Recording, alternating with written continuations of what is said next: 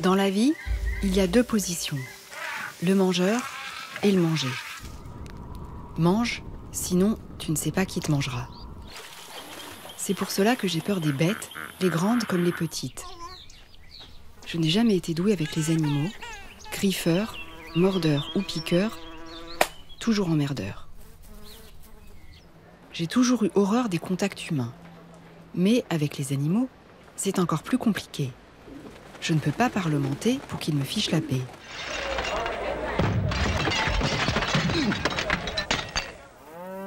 Je ne me sens pas à ma place dans la nature. Je n'ai pas de fourrure, de griffes, de cornes ni de sabots.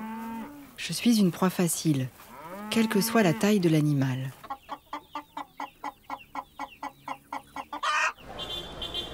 En ville, je me sens en sécurité.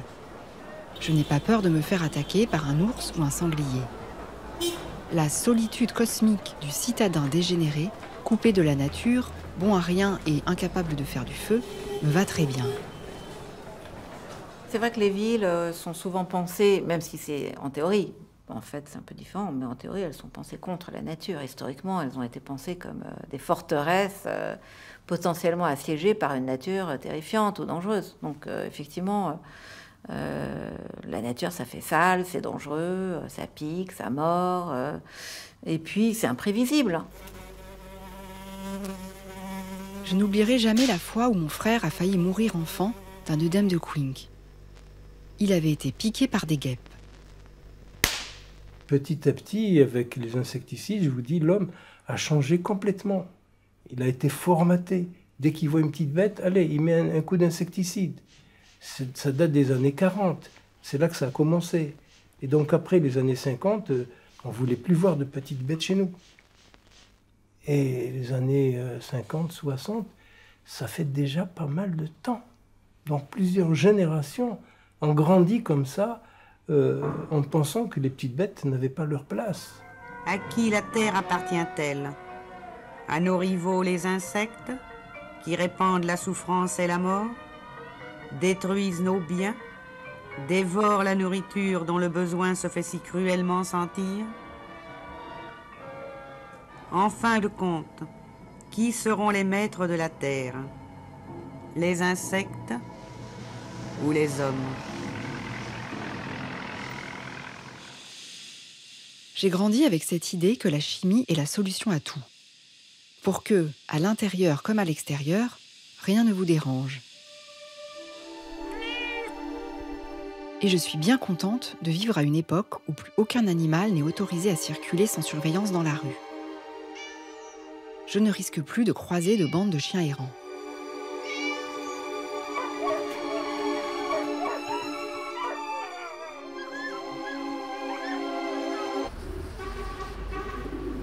Ma tranquillité d'esprit serait complète s'il ne restait pas quelques espèces irréductibles et qui résistent à l'homme. Comme l'écrit Sun Tzu dans l'art de la guerre, qui connaît son ennemi comme il se connaît, un sans combat ne sera point défait.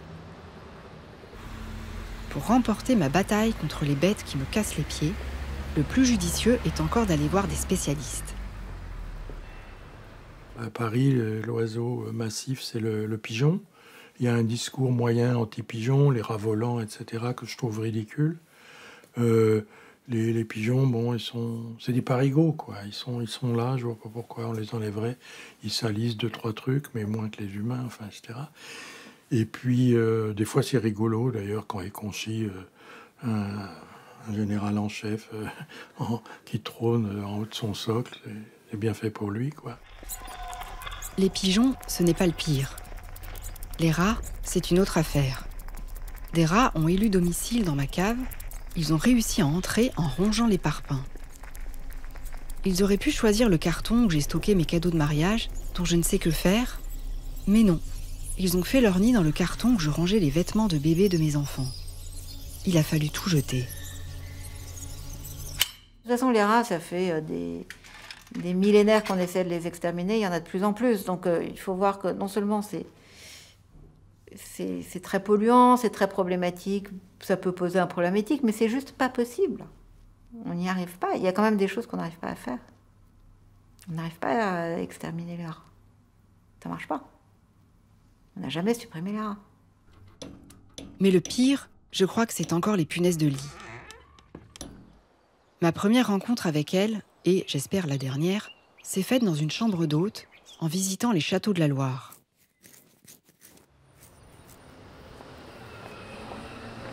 Je ne peux plus croiser un matelas dans la rue sans frémir.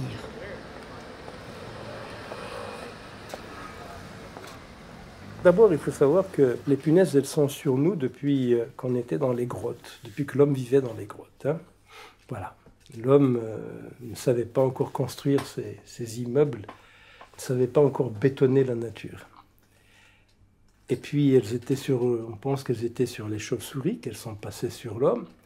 Et depuis qu'elles ont goûté à l'homme, c'est l'homme qu'elles préfèrent. C'est bon, l'homme. J'ai été dans un logement, un vieux monsieur que j'ai fait hospitaliser pour anémie. Les punaises lui suçaient le sang, des milliers de punaises qui le suçaient le sang. Et il y en avait au plafond, ça tombait sur nous. Ah, mon Dieu. Dans la journée. Et ça sortait de chez lui sous la porte pour aller chez les voisins. Moi, j'ai vu des gens jeter leurs meubles. Vous vous rendez compte? Ils sont des punaises, ils jettent d'abord le matelas, le sommier, puis la commode, et puis le canapé, et puis enfin, ils achètent de nouveaux meubles. Le soir même, ces meubles sont de nouveau parasités à partir des punaises qui sont dans les plinthes, les murs, etc. Partout où l'homme va, avec ses valises, ses sacs, on peut emmener avec nous nos punaises. C'est un gros problème pour les hôtels, vous savez.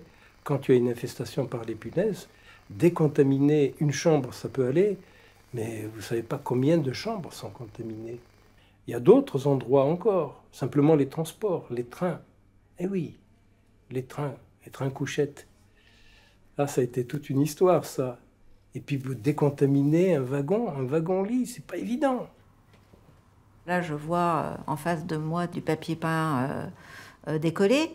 Ça, c'est typique. C'est vraiment un lieu que les punaises adorent. C'est même pas que j'ai peur, mais je sais que ça existe et je fais le maximum pour pas les avoir chez moi.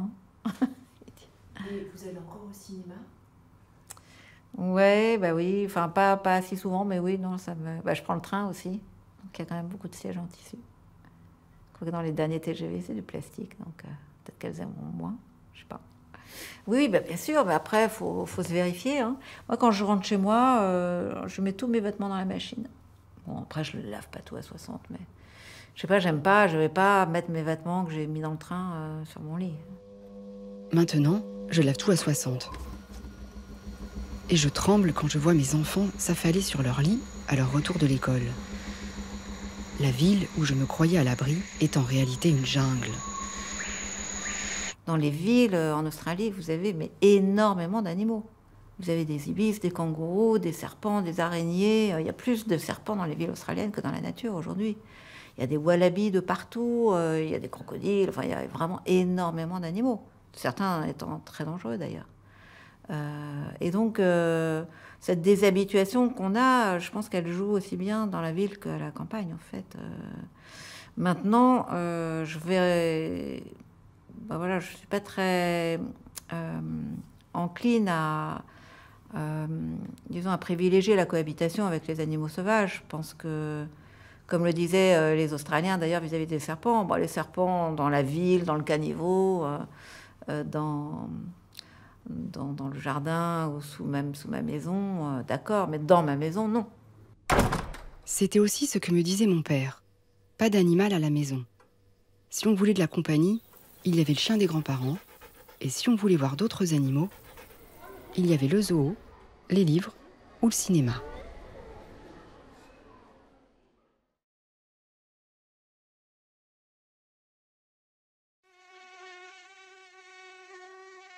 Je n'ai aucun scrupule à écraser un moustique. Et je suis pour l'éradication des tiques. En revanche, pour être franche, il m'arrive d'être émue devant certains animaux, à poil ou à plumes. Mais qui veut le prendre? Tiens. Samuel, ferme ton manteau peut-être. J'ai pas de pull propre. C'est pas possible. T'as qu'un pull pour 3 jours? Non mais Samuel, c'est pas possible. Ferme ton manteau. Non mais c'est pas grave, il va pas lui chier dessus, t'inquiète, je te le laverai. Avoue que c'est trop mime ça. Ouais, c'est ça qu'il faut que vous fassiez 3 fois par jour. On pense qu'il a 3 fois par jour. Vous voudrez pas Matin, midi, soir. Ouais. Un jour, ma sœur m'a demandé de m'occuper d'un de ses agneaux en son absence. L'agneau, si tu veux, il est en survie. Mercredi, il a 1 semaine.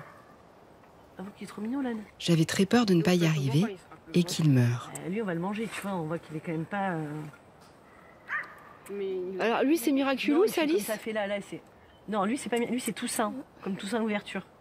Ma sœur a toujours été douée pour baptiser les animaux. Il y avait Quenotte le hamster, Steak et frites les poissons rouges, Clotilde le chat et Modestie le chien qu'on emmenait chez le toiletteur tous les mois. Le toiletteur de Modestie donnait aussi des noms à ses bêtes. Il avait appelé ses 3 pitons royaux Macaron, Bart et Barjo, d'après les personnages du Muppet Show.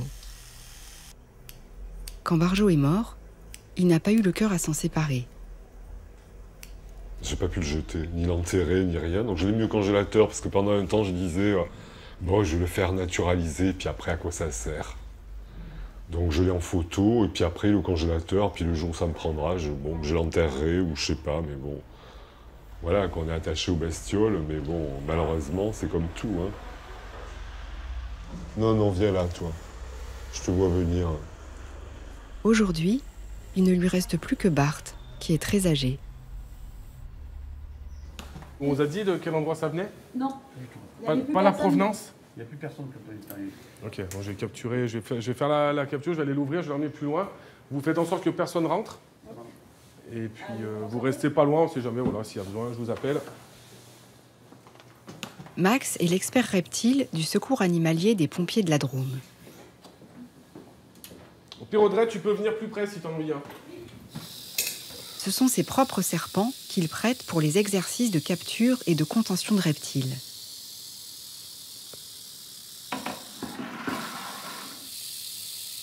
Max ne juge pas utile de leur donner des noms. Je vais pas avoir de peine si un de mes serpents meurt, alors qu'une poule, ça me prend plus au vide, quoi. Parce que les serpents, ça arrive, hein, ça meurt, on est en captivité, on a beaucoup d'animaux qui meurent. Alors un serpent qu'on va apprécier parce que c'est une espèce rare, c'est une espèce qui est compliquée à trouver, par exemple, ou qu'on va apprécier particulièrement, on va vraiment être dégoûté, vraiment ce côté, putain, voilà, quand on casse un truc qu'on a, voilà. Mais moi, j'ai pas d'amour pour mes serpents. Ce que j'explique aux gens en vidéo, j'ai d'amour pour mon chien, j'ai d'amour pour mes poules, mais pas pour mes serpents. J'ai pas d'amour. Mes serpents, c'est... Je ne saurais pas comment l'expliquer. C'est pas de l'amour, en fait. C'est des animaux, j'aime ces animaux-là, mais j'ai pas de... S'il y en a un qui décède, les gens les voient souvent sur les groupes Facebook. Oh là là, mon Dieu, mes condoléances. Moi, ça me fait rire, parce que je considère pas que ce soit... Pour moi, c'est pas des animaux domestiques. C'est des animaux sauvages. Je supporte pas le thème NAC, parce que TAC, c'est nouveaux animaux de compagnie, et pour moi, ça reste des animaux sauvages, et pas des animaux de compagnie. Animal de compagnie, ça va être un lapin, une poule, ça peut être un chien, un chat. Elles sont magnifiques, j'adore ça. J'adore comme elles font. Ouais, bon, tout à l'heure, elle est montée sur ma main. Ah non, bon. L'été, je passe des fois 2 heures au milieu des poules. J'avais ma faisan avec les poules. Voilà, ils ont leur cabane, les enfants, ils ont fait la cabane, ils m'aident, ils vont chercher les œufs. Donc c'est vrai que c'est un animal qui est, je trouve, même au niveau de l'interaction, on va rentrer dans le poulailler, ça te regarde, ça... Il y a quelque chose, voilà, je sais pas. Je ne saurais pas dire quoi, mais voilà, à choisir, je trouve que la poule reste un animal intéressant. C'est aussi ce qu'a découvert le navigateur Guirec Soudé, qui a parcouru les mers pendant 9 ans avec une poule pour équipière. Monique est l'unique poule à ce jour à avoir passé le passage du Nord-Ouest. Elle répondait à son nom et n'avait pas le mal de mer. Sa mort a fait la une et c'est comme cela que j'ai appris son existence.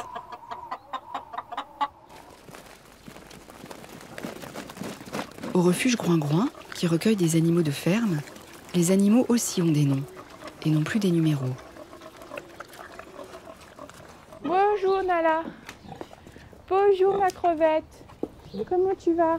Ça va bien? Donc Nala, elle a une dizaine d'années et en fait elle a été sortie d'un élevage industriel par la soigneuse salariée de l'élevage, la porchère. parce qu'elle avait essayé de soigner ses yeux. Elle avait une grosse infection aux yeux et elle a essayé de la soigner, mais en élevage indus, c'est quasiment impossible de soigner une infection parce que c'est un tel nid de bactéries qu'on ne peut pas y arriver. Et comme elle avait fait des soins à Nala, elle s'est attachée à Nala, qu'elle ne pouvait pas voir partir à l'abattoir ou euthanasier à cause de son problème. Et elle a cherché un refuge alors qu'elle continuait de travailler dans l'élevage. Après, elle a arrêté. Mais ce qui est frappant quand on ne les connaît pas et qu'on est sur les idées reçues, c'est qu'on ne peut pas se douter à quel point ils sont sensibles. C'est-à-dire, alors tous les animaux sont des êtres sentients bien sûr, mais les cochons vont avoir les mêmes interactions qu'un chat ou un chien avec vous, quand on lui en donne la possibilité, à venir demander des câlins, à vouloir jouer. Quand on leur gratte le ventre, ils se couchent. Voilà. Ils jouent aussi beaucoup. Pendant que j'étais au refuge Groin-Groin, ma sœur m'a appelée pour me prévenir que l'agneau dont je m'étais occupée pendant 3 jours était mort. À ma grande surprise, j'ai éprouvé de la tristesse. Je ne sais pas ce qui a été fait de son cadavre. Selon la loi, on n'a pas le droit d'enterrer un animal dans son jardin ou dans sa cour d'immeuble. Quand Vasco, le cheval de mon frère, est mort, on a dû appeler les carisseurs. Le seul endroit où on peut enterrer un animal, c'est dans un cimetière pour animaux. Et est-ce qu'on trouve des nouveaux animaux de compagnie? Tortues, reptiles, crocodiles Crocodile. Il n'y a pas de crocodile, par exemple? Il n'y a pas de crocodile, mais des tortues, oui. Des tortues, oui. Et des serpents, est-ce que vous en avez? Non, pas de serpents. Non. Pas de serpents non plus? Non, non. Est-ce que ce serait autorisé ou pas? C'est autorisé. Oui, oui, c'est autorisé. La règle du cimetière d'Asnières veut que seuls les noms des animaux soient inscrits sur les tombes, et jamais ceux de leur maître. Le souvenir qui doit perdurer, c'est celui de l'animal, pas du maître.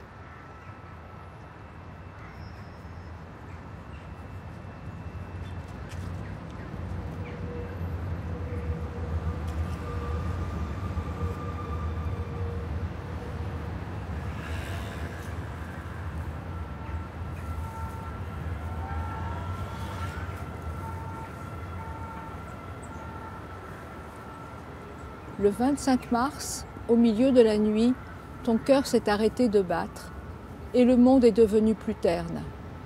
Dors, mon petit bonhomme, que de belles escapades, que d'amour, mon petit Clément. Alors je suppose que ces quelques lignes sont de la main de Michel Houellebecq.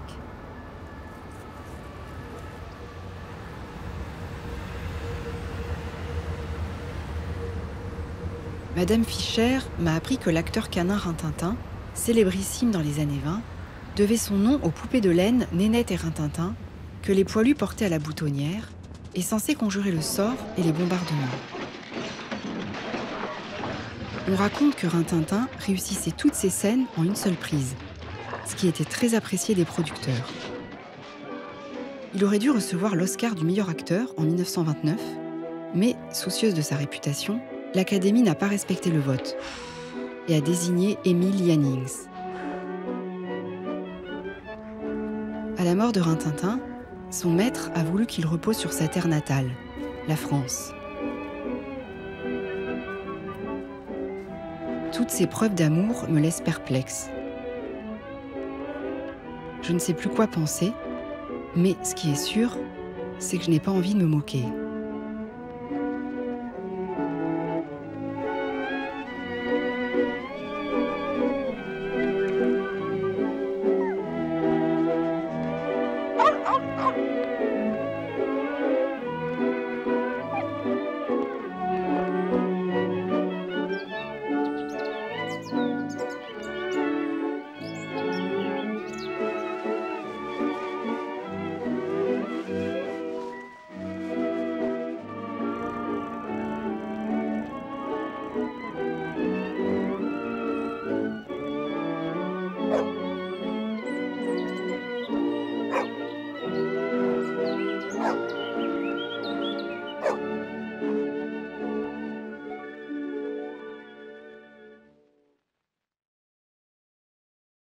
Il y avait des animaux chez mes grands-parents. Des chiens pour monter la garde, des chats de gouttière pour manger les souris, des poules qui donnaient des œufs, des canards et des oies. Il y avait aussi des ânes et des moutons destinés à tondre les prairies. Chaque année, mon grand-père faisait venir Jean, le boucher, pour tondre les moutons avant l'été et en égorger quelques-uns. Ma grand-mère stockait ensuite la viande dans 2 grands congélateurs coffres. Une année, un agneau nouveau-né a été nourri au biberon par ma grand-mère. Sa mère ne voulait pas s'en occuper. Il nous suivait partout. On l'avait appelé Bayard. Des années après, mon grand-père nous a dit un jour, à table, « C'est Bayard qui est dans votre assiette ». À partir de ce moment-là, ma sœur est devenue végétarienne. Et moi, est-ce que je dois continuer à manger de la viande ?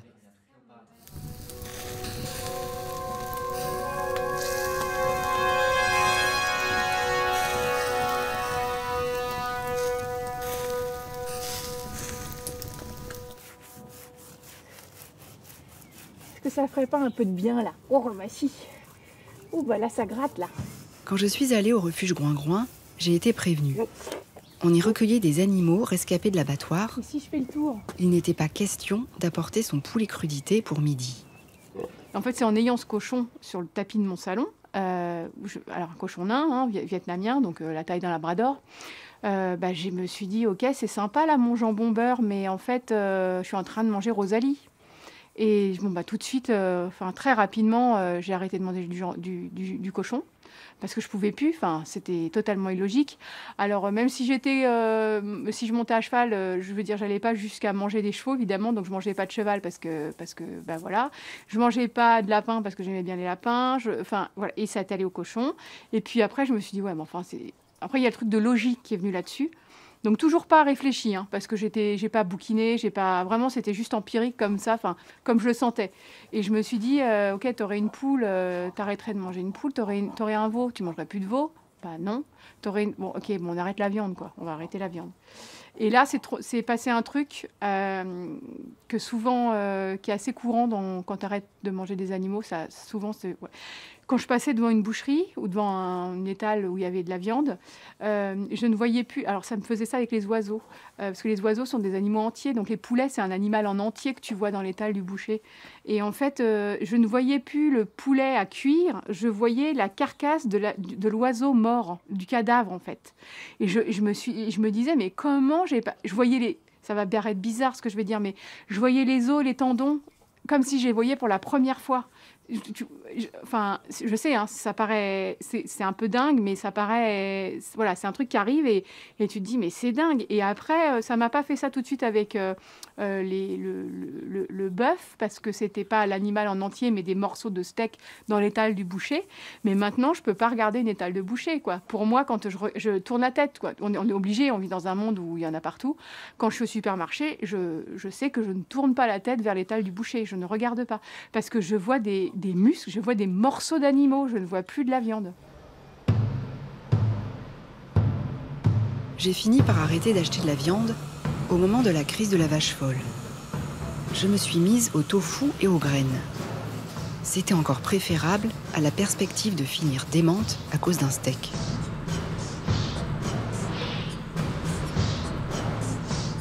J'avoue que de temps en temps, je craque pour du poulet. Même si je sais que leur condition n'est pas meilleure que celle des vaches. Et il paraît que les employés des usines de volailles ont un taux de cancer plus élevé que la moyenne à cause de virus oncogènes transmis par les poulets.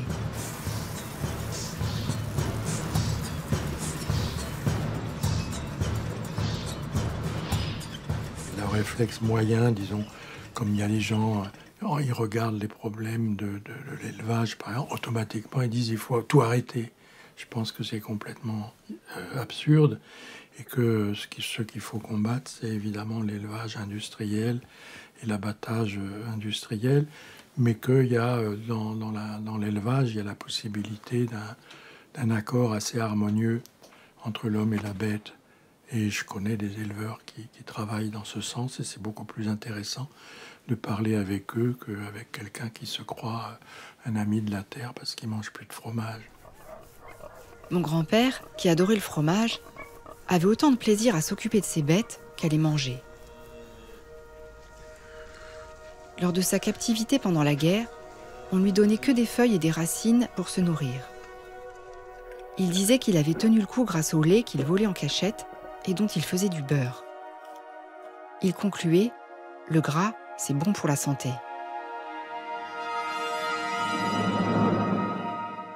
Et je pense que c'est le fait d'être omnivore n'est pas une construction culturelle.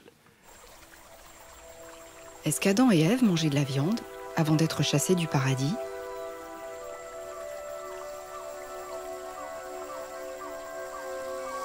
Il paraît que le serpent a un goût de poulet. L'homme naît, c'est une phrase des Égyptiens d'autrefois, l'homme naît d'être. Il doit la vie à la vie. Et donc, il ne peut pas comme ça se comporter comme un voleur dans un self-service qui prend tout et puis qui rembourse jamais rien. Et donc, il y a toujours l'idée que quand on prélève un être vivant, et même une plante, dans la nature, on déséquilibre un petit peu les choses. Et que donc, il faut négocier. Il faut expliquer à la forêt, je te prends cet oiseau, mais j'en suis conscient et en échange, bon, c'est la base du sacrifice, etc. Et de toute une série de rituels qui sont extraordinaires. Mais dans la forêt, on peut faire des choses, et notamment, on peut aussi vivre de cueillette, etc. Mais aller vivre de cueillette sur la banquise, c'est un petit peu difficile. Donc il y a à manger que de la viande, poisson ou ou mammifères d'une certaine manière.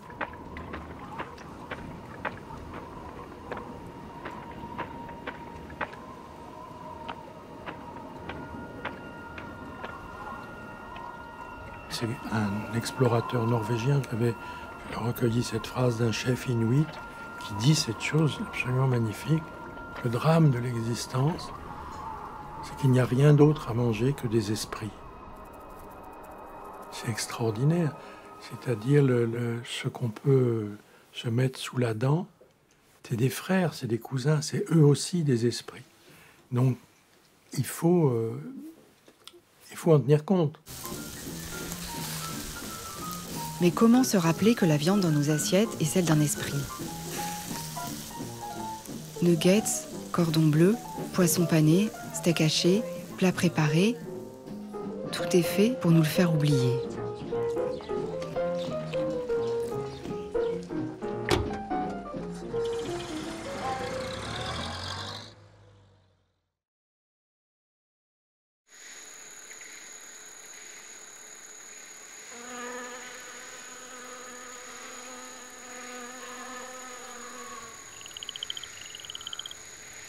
J'ai peur des bêtes dans la vraie vie, mais je les aime bien dans les documentaires animaliers.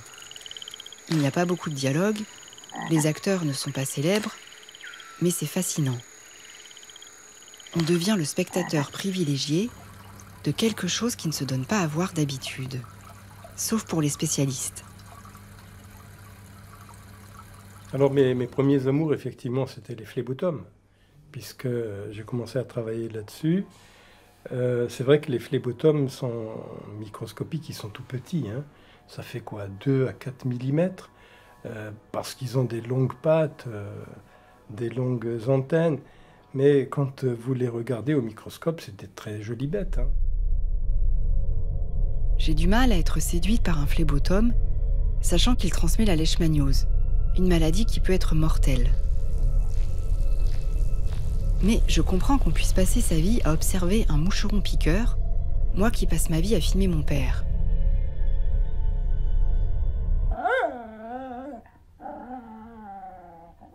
Je me rappelle, j'ai travaillé une fois au Mali, j'ai disséqué une femelle phlébotome et j'ai crié, j'étais content. Venez voir.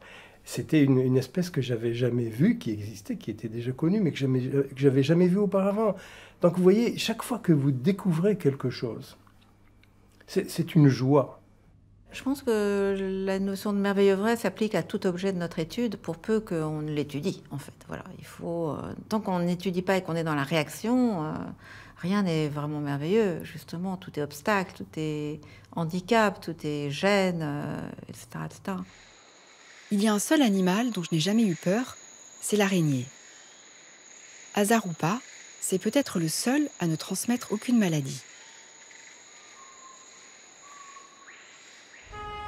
Quand ma cousine américaine est venue en France, elle était terrifiée à l'idée de dormir chez mes grands-parents, parce qu'il y avait des araignées dans tous les coins. Je lui ai demandé de quoi elle avait peur. Elle m'a répondu qu'on pouvait avaler une araignée dans son sommeil. J'ai posé la question à Christine Rollard, la grande spécialiste des araignées en France. Et les araignées ne sont absolument pas attirées par les vibrations qu'on peut faire quand on dort et la bouche ouverte. Donc ça fait des vibrations, bien évidemment. C'est pas des vibrations qui sont des vibrations qui peuvent être une proie potentielle. Donc elles ne sont pas déjà attirées par ça. On a des odeurs, c'est plus ou moins humide, etc. Donc ce n'est pas du tout un lieu, ce trou béant là, comme ça, qui va attirer l'araignée. Donc il ne faut vraiment pas imaginer qu'une araignée va venir dans notre bouche pendant qu'on dort. C'est à enlever de notre esprit, à enlever de notre tête. Par contre, je vais quand même peut-être mettre une petite nuance. On peut en avaler dans notre vie quand on marche, par exemple, dans la nature.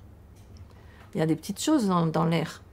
On a quand même du plancton aérien qui nous environne, là. Hein, on a du plancton marin, mais on a aussi du plancton aérien. Toutes les petites bestioles qu'il y a autour de nous, les petits trucs qui volettent. Ça peut être un petit bouchon, ça peut être un petit insecte, ça peut être une petite araignée au bout de son fil et qui arrive pendant qu'on marche, pendant qu'on court, dans notre bouche. Mais la pauvre, elle ne sera pas avalée, mais elle sera carrément écrasée, là. Donc, de toute façon, voilà le risque qu'on peut avoir quand on a un petit truc qui arrive dans notre bouche quand on marche ou quand on court. Ma cousine, contre toute attente, a fini par s'habituer à la campagne française. Elle s'est même pris de goût pour le roquefort, à rebours de son éducation américaine, qui considère le fromage au lait cru comme un redoutable danger sanitaire.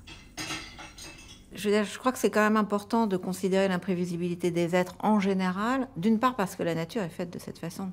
C'est-à-dire que, en parlant avec des entomologues, par exemple, on apprend que même des fourmis ou des abeilles ou des cafards ont des réactions, ou des mouches drosophiles ont des réactions imprévisibles, ont des comportements qu'on n'avait pas prévus. C'est-à-dire dérogent même par rapport au job qui leur est confié par la colonie. Il y a des fourmis qui se tournent les pouces ou qui font n'importe quoi par rapport à leur programme génétique et choses de ce genre. Donc déjà, je crois que c'est important de réaliser à quel point on a plaqué sur les animaux une espèce de mécanique prévisible qui ne correspond absolument pas au monde vivant, en fait, qui ne correspond pas à la manière de faire de la nature, en réalité. Sans compter que cette mécanique invisibilise l'individualité des animaux. Et même, c'est une individualité qui peut nous sembler tout à fait relative, mais il se trouve qu'il n'y a pas deux êtres semblables. Il n'y a pas deux êtres identiques dans la nature. Je pensais que les animaux étaient bêtes, qu'ils n'avaient pas d'individualité, et que, comme le disait Descartes, ils étaient programmés pour agir selon leur espèce. L'abeille fait du miel, le chat mange la souris, le chien mord le facteur, et la vache regarde passer les trains. Dès qu'on se promène, dès qu'on tombe sur quelqu'un, moi je dis toujours quelqu'un, je dis pas une bête, c'est quelqu'un. Dès qu'on tombe sur quelqu'un, c'est tellement beau, quoi.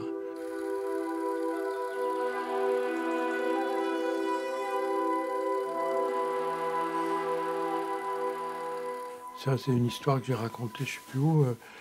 C'était à la cave, dans la cave, à la campagne. Donc tu rentres dans la cave, probablement pour aller chercher une bouteille, disons. Et il y a une chauve-souris qui tourne comme ça sous la voûte. Et à un moment, elle s'arrête avec cette manière si extraordinaire qu'ils ont de s'immobiliser en se suspendant comme ça. Et j'ai été suffisamment proche pour que je voie sa respiration. Elle avait peur, donc elle respire très vite. Et si on ne bouge pas, là, il ne faut pas bouger. Si on ne bouge pas, on voit la respiration qui va de moins en moins vite. Elle se rassure. Et là, on a immédiatement une empathie. Puis on dit, qu'est-ce que je suis en train de faire, moi? Je suis en train de respirer aussi. Donc l'air que je respire, il est en train d'être respiré. Alors immédiatement, on se met à penser, mais quel petit poumon elle doit avoir, etc. Donc on entre dans une chose, oui, d'admiration. Et en même temps, on voit qu'elle ne te quitte pas des yeux, quoi, de ses petits yeux. Et toi, comme ça. Et c'est comme avec l'axolotle aussi, on peut faire avec un lézard, si on ne bouge pas, évidemment. Et pour moi, ce sont des instants qui comptent énormément, ces seuils, sans mots, où on ne peut rien dire. Une seule chose qui vient à l'esprit, c'est le nom, lézard, chauve-souris, et puis on ne leur parle pas, on ne leur dit rien. Ils habitent à un monde où il n'y a pas de nom, mais ce monde sans nom, c'est le nôtre. La chauve-souris, je veux bien. L'araignée, aucun problème. Le phlébotome, à la rigueur, pourquoi pas, il s'attaque surtout aux chiens. Mais les moustiques, les cafards, les punaises, les tiques... J'avoue, concernant les puces et les punaises, je suis prête à commettre un génocide. Oui, bon, c'est vrai qu'il y en a certains, c'est un peu difficile à mettre en avant, que ça sert à quelque chose, on va dire. Mais ça sert quand même de nourriture à d'autres animaux. Donc si on veut garder un équilibre qui se fait, alors bien évidemment ces animaux-là peuvent, en particulier les tiques ou les moustiques, avoir besoin de repas sanguins, donc ça c'est sûr qu'ils vont être sur nous. Ça peut faire des réactions, moi je fais des réactions aux moustiques, aux tiques, à tout. C'est pas pour autant que je les déteste et que je vais les tuer volontairement comme ça. Bon, un petit moustique peut-être de temps en temps, mais oui, d'accord. C'est pas toujours évident de mettre, de vouloir sauver tout ce qu'il y a autour de nous comme animal, mais dans l'équilibre, néanmoins, ils servent à quelque chose.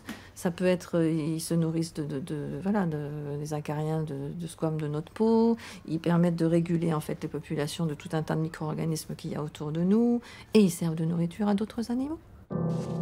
Il y a toujours une exception à la règle, le pou de tête. Il ne sert de nourriture à aucun être vivant et on ne lui connaît aucun prédateur, à part l'homme qui essaie de l'éradiquer depuis 25 000 ans.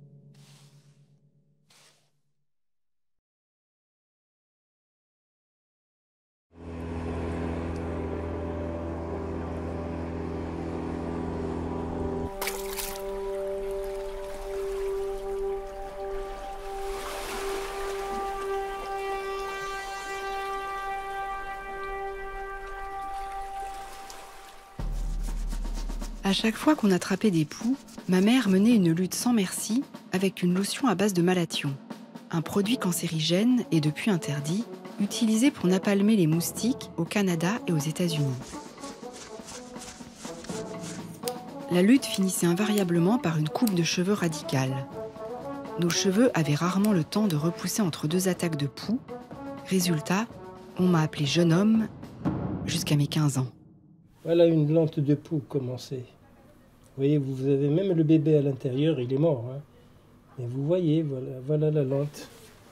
Attendez, je vais regarder. En fait, des parasites, il y en a partout chez moi. Hein. Toutes sortes. Mais c'est incroyable. Oh là là. C'est l'œuf. Oui, effectivement. C'est la lente. C'est... Vous voyez à l'intérieur une formation, oui, avec des pattes. Oui. Et ben voilà, c'est le bébé poux. Incroyable. J'allais dire, c'est très beau vu comme ça avec la loupe. Ah, enfin! Ça y est, elle reconnaît que les poux sont beaux. Là, je me dis ça parce qu'il est mort dans sa boîte et que... En regardant les photos de mon enfance, je me rends compte qu'il y a une époque où je ne rejetais pas d'emblée les animaux. Je l'avais complètement oublié. Je prends conscience que des décennies de civilisation et de progrès m'ont déconnecté du vivant et m'ont rendu amnésique sur le fait que ma survie ne dépend pas d'un choix entre du quinoa ou du riz basmati, mais du fait que la planète demeure habitable, avec de l'oxygène, de l'eau et de la nourriture. À présent, j'ai moins peur des bêtes. Quand récemment, un merle a fait son nid sur le rebord de ma fenêtre, je ne l'ai pas détruit, malgré tous les parasites dont sont porteurs les oiseaux. J'avais même l'œil sur Garfield, le chat de la gardienne, quand les bébés merles la prenaient à voler.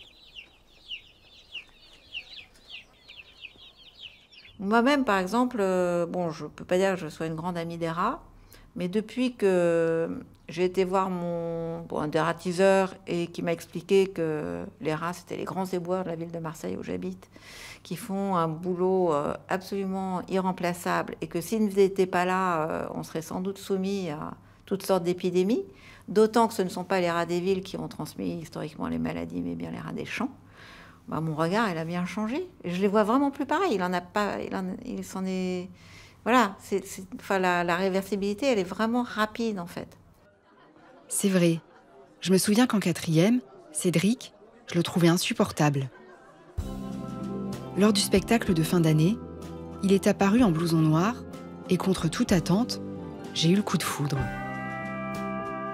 Je viens d'une famille, toute ma famille est de droite au départ, enfin, tu vois, un truc un peu pas traditionnel, faut pas exagérer, mais genre tout est bien rangé dans les bonnes cases, quoi. Si tu y arrives pas, c'est que tu peux, enfin, si tu fais pas un truc, c'est que t'as pas la volonté, enfin, vraiment, tu vois, dans des pensées un peu, voilà. Et en fait, l'évolution avec les animaux, ça m'a fait changer mais tout mon point de vue sur la vie en entier, quoi, sur comment considérer les autres, qu'on n'avait pas tous les mêmes chances dans la vie. Et en fait, tout ça, c'est venu des animaux. Alors que j'avais 30 ans, j'aurais pu m'ouvrir avant, j'aurais pu le savoir avant, enfin, j'aurais pu le sentir, le deviner, voilà. Mais non, il a fallu que ça passe par les animaux. Et je me dis, c'est chouette, si ça a pu toucher une personne comme moi, ça peut toucher n'importe qui. Et c'est aussi un des buts du refuge, c'est de permettre aux gens de décaler leur regard, en fait. C'est ça, c'est d'avoir un autre prisme sur le monde qui nous entoure. Ah bah j'en ai. Ce truc-là qui pendouille, là, c'est un tube de soie recouvert de débris végétaux et de terre. Quand Christine Rollard m'a proposé d'aller dénicher des migales à chaussettes dans le jardin des plantes, j'étais toute excitée. Ça va, vous n'avez pas trop froid?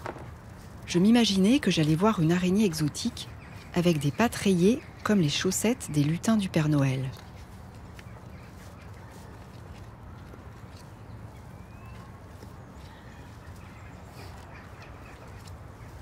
J'ai l'impression qu'elle est assez profonde, hein, quand même. Hein. Hop, hop, hop, hop, hop, hop, hop, hop, hop, hop, hop.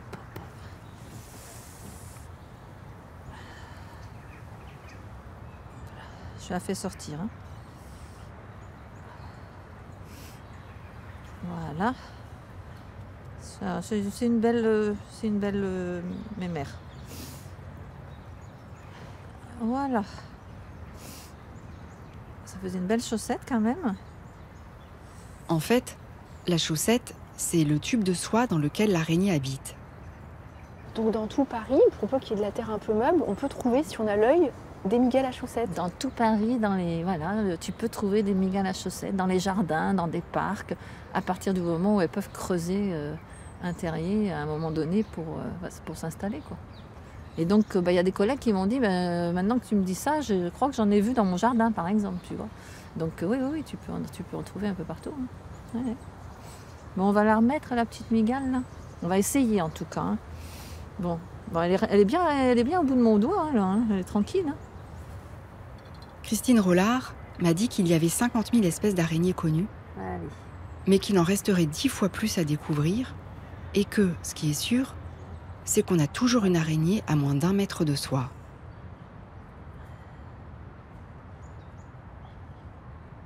En fait, on n'est jamais seul. Nous ne sommes jamais seuls.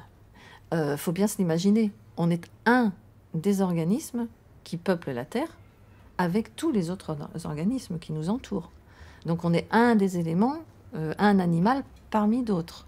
On est un des gros animaux. La majorité des animaux sont de taille ridicule, voire microscopique, mais ils sont bien là. Et ils participent en fait à l'équilibre général. Hein. Donc dans le sol, il y en a tout un tas aussi. Hein. Dans les lattes du parquet, il y a des acariens. Autour de nous, quand on dort dans notre lit, il y a des acariens qui se nourrissent des squames de notre peau.